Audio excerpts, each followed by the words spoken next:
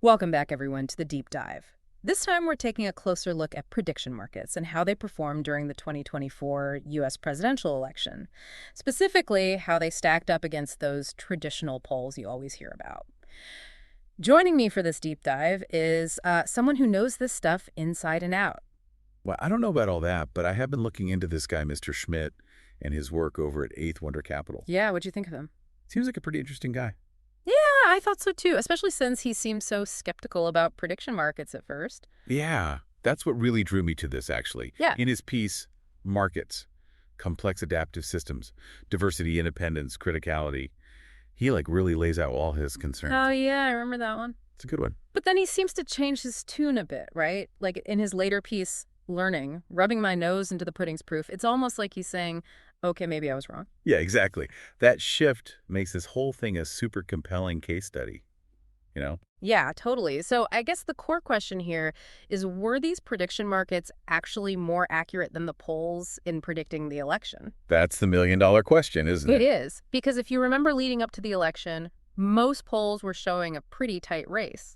But then you had Polymarket, the world's largest prediction market, and they were heavily favoring Trump. Yeah, that's exactly what caught Mr. Schmidt's attention, too. He was definitely wary of those polymarket results, even suggesting that they might just reflect a biased sample. Yeah, potentially being susceptible to manipulation and all that. Plus, there was that whole story from the New York Times about that French trader who was placing huge bets on Trump, like maybe even swaying the entire market. Oh, yeah, I remember that one. Crazy, right? I mean, that just perfectly highlights one of Mr. Schmidt's initial concerns. And it also brings up this bigger question about how these markets actually work. Right, like what's actually going on behind the scenes. Well, Mr. Schmidt uses this concept of complex adaptive systems to explain it all. I have to admit that sounds a bit intimidating at first. I know, right? But it's actually a pretty intuitive concept once you wrap your head around it. Yeah. Think about an ant colony, for example. Each individual ant acts on its own. But together they create these complex structures and solve problems.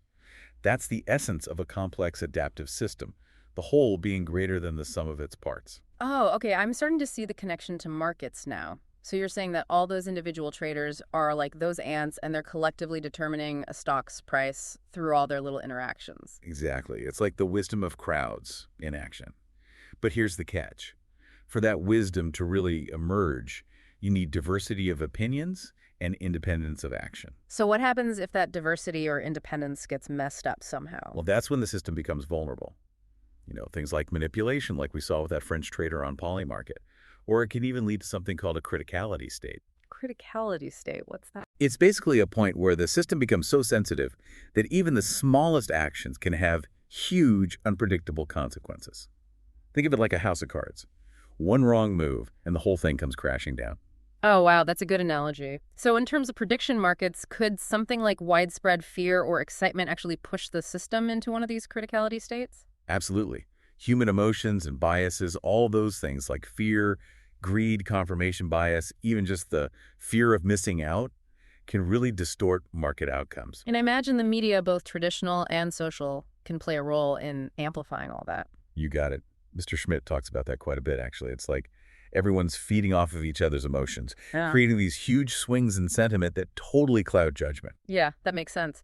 So with all these potential pitfalls, how do we even begin to assess the accuracy of prediction markets? Well, we need to understand both sides of the argument. On the one hand, you have people like Professor Steve Hanke, who are big proponents of prediction markets. They argue that they're more accurate because participants are actually incentivized to tell the truth. They're putting their money where their mouth is. Right, unlike in polls where people might give answers they think are more socially acceptable, even if those answers don't reflect their true beliefs. Exactly. But then you have the skeptics, like Mr. Schmidt initially was. They worry about all those issues we've been talking about. The bias, the manipulation, the potential for those criticality dates to develop. So it sounds like there are strong arguments on both sides. Definitely. And that's what makes Mr. Schmidt's journey so fascinating. He doesn't just blindly accept one side or the other. He waits to see how things actually play out. Because as he says, the proof is in the pudding. Okay, so now I'm really curious to see what happened. Did Polymarket, with all its potential flaws, actually manage to predict the election correctly? Well, remember, Polymarket was giving Trump a pretty big edge, despite the polls showing a much tighter race. And as we know, Trump did end up winning the election. Wow, so they got it right. Does that mean Mr. Schmidt was wrong to be so skeptical? Not necessarily.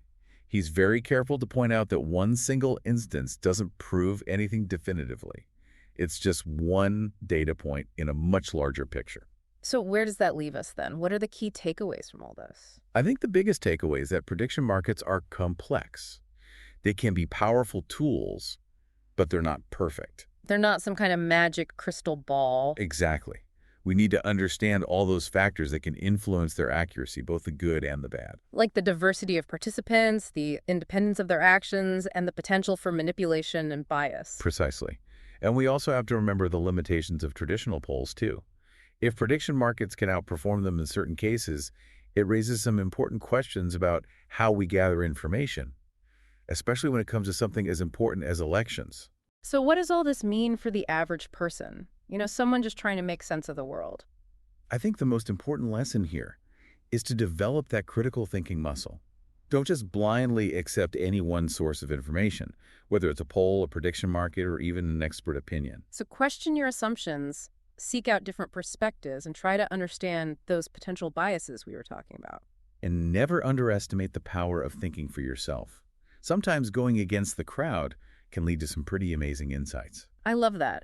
So this deep dive into prediction markets is really a lesson in how to think for ourselves. Exactly. It's about developing the tools and the mindset to navigate a world that's increasingly complex and unpredictable. So as we wrap up this first part of our deep dive, we want to leave you with a final thought-provoking question. If we can apply these principles of complex adaptive systems and critical thinking to something as complex as elections, what other areas of life could benefit from this approach?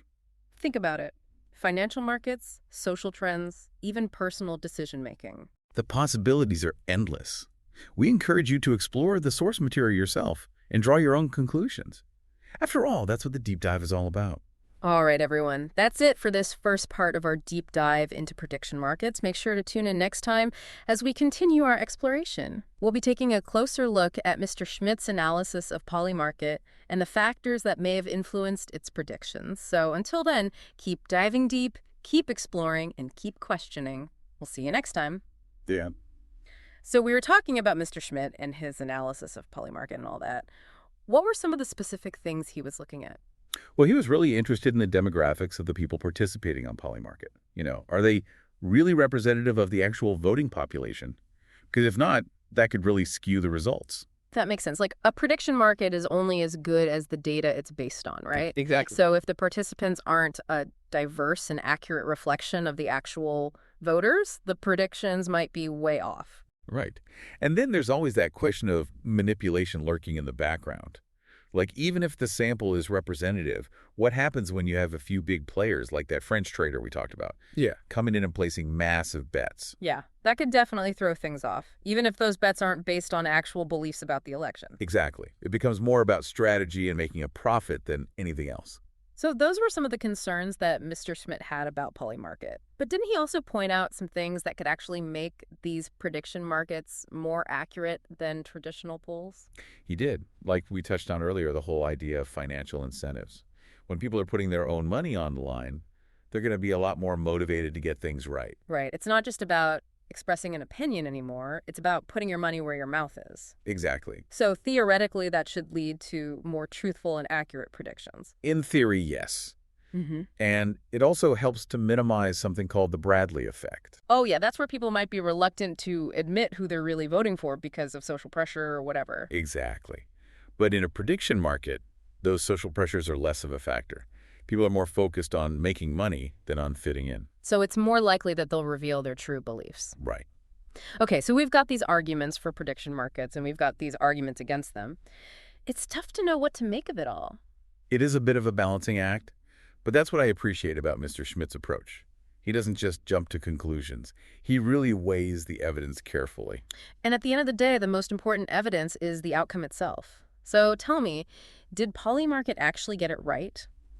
Well, if you remember, Polymarket was giving Trump a significant advantage, even though the polls were showing a much closer race. And, well, we all know what happened. Trump ended up winning. Wow, so Polymarket was right on the money. Does that mean Mr. Schmidt was wrong to be so skeptical? Not necessarily. He makes it very clear that one single instance doesn't prove anything for sure. It's just one data point. So where does that leave us then? What are the main takeaways from all this? Well, I think the main takeaway is that prediction markets are complex systems. They can be incredibly useful tools for forecasting, but they're not foolproof. Not a magic crystal ball. Nope.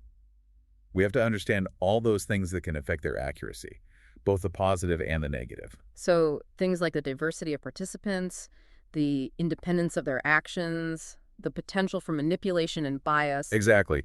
And we can't forget about the limitations of traditional polls either. The fact that prediction markets might be able to outperform polls in certain situations should make us think about how we gather and interpret information, especially when it comes to something as crucial as elections. So how does all this apply to the average person? You know, someone who's just trying to make sense of the world around them. I think the most important thing is to develop critical thinking skills.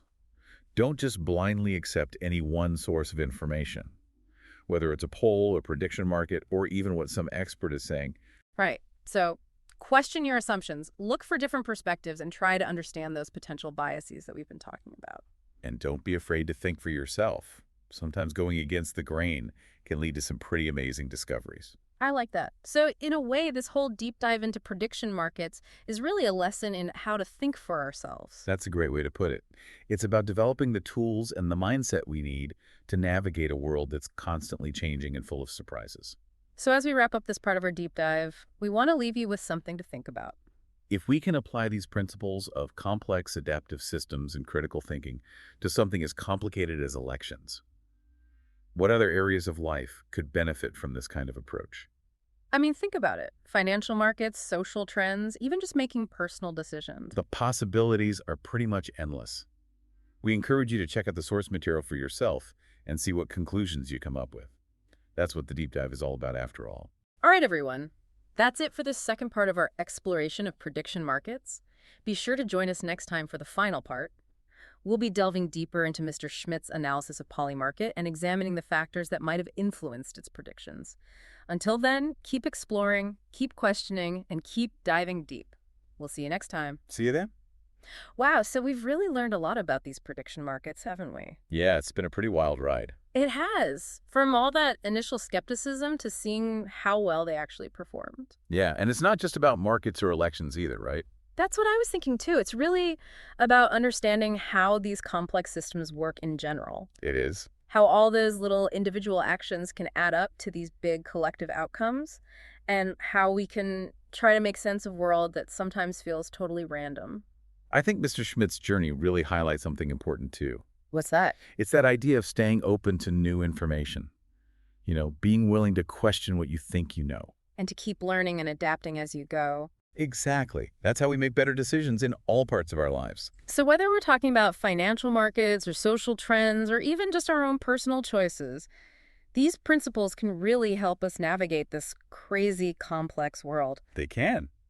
So as we wrap up this deep dive, we want to leave you with a challenge. Ooh, I like it. Take all these insights about complex systems and critical thinking. And apply them to your own life. Look around and see all those systems at play. Think about what factors might be influencing them. And most importantly, don't be afraid to question the status quo. Because in a world that's overflowing with information, the ability to think for yourself is more important than ever. So keep diving deep, keep exploring, and keep questioning. Who knows what you might discover along the way.